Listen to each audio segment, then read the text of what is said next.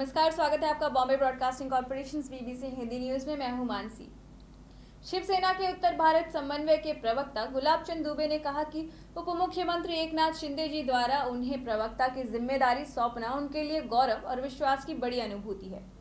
उन्होंने शिंदे जी का आभार व्यक्त करते हुए कहा कि वे न केवल शिंदे जी के विचारधाराओं को उत्तर भारत तक पहुंचाने का पूरा प्रयास करेंगे, बल्कि ये भी सुनिश्चित करेंगे कि उप मुख्यमंत्री शिंदे जी की नीतियों का लाभ उत्तर भारतीय समाज तक प्रभावी रूप से पहुंचे।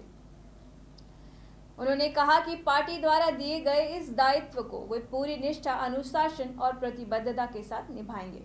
आइए देखते हैं क्या कहा उन्होंने। सर, आपको बहुत बहुत बधाई हमारी तरफ से और हमारी चैनल की तरफ से। आपको 9 नालों की जिम्मेदारी और प्लस और कौन से धन्यवाद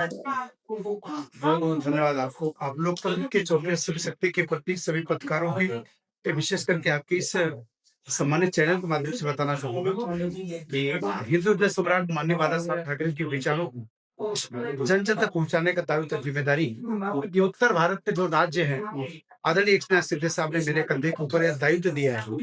पद उपयोग के लिए नहीं होता है, पद काम करने के लिए होता है। ऐसा शिकवण या ऐसा हम लोगों के जीवन में सिखाने का काम अगर कोई किया तो धर्मवीर आनंदी के साथ होता है। और आदरणीय एकनाथ शिंदे साहब के नेतृत्व में ये मेरा सौभाग्य है कि हम शिवसेना पार्टी के प्रवक्ता के रूप में ये तो दायित्व भी मेरे पास है। और जैसा कि मैंने उत्तर भारत समन्वय के रूप में मेरे पर जवाबदारी दी गई है, आज एक नई जिम्मेदारी बाला साहब बोल ने दी गई कि उत्तर भारतीय सेल का आज गठन हुआ। उत्तर भारतीय सेल का महाराष्ट्र का प्रमुख मुझे बनाया गया, NFS बनाया गया। उस बात को लेकर के मैं आदरणीय एकनाथ शिंदे साहब को, उनकी गतियों का मैं अभिनंदन करता हूँ और आपके चैनल के माध्यम से ये बताना चाहूंगा कि शिवसेना 1966 में जब स्थापना हुई, उस समय कालखंड का और मिशन विजन कुछ और था, माननीय बाला साहब।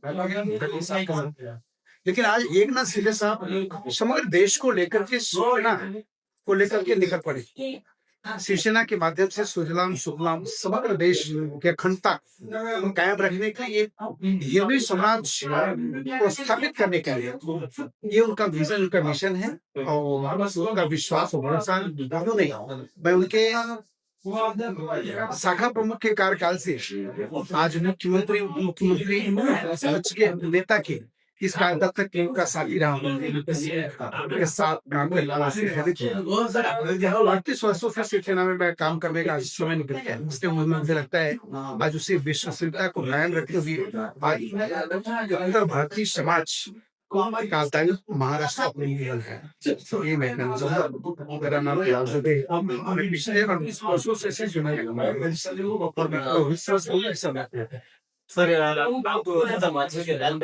14 तारीख को क्या कहेंगे? सबने बहुत अच्छा किया है महाराष्ट्र में।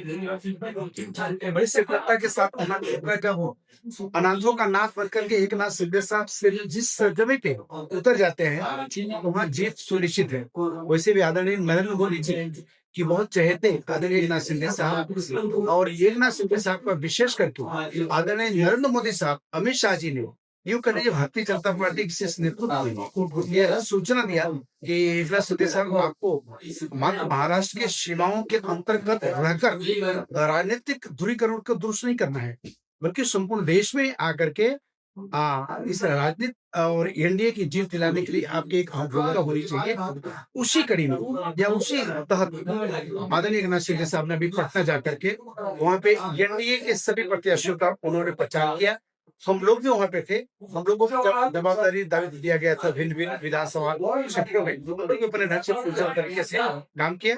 और कल बड़े विश्वास के साथ आपके साथ कहना चाहिए एनडीए की सरकार बन रही है, वहाँ हमारा इंडिया का मुख्यमंत्री बनेगा, ये मुझे पूरा विश्वास है।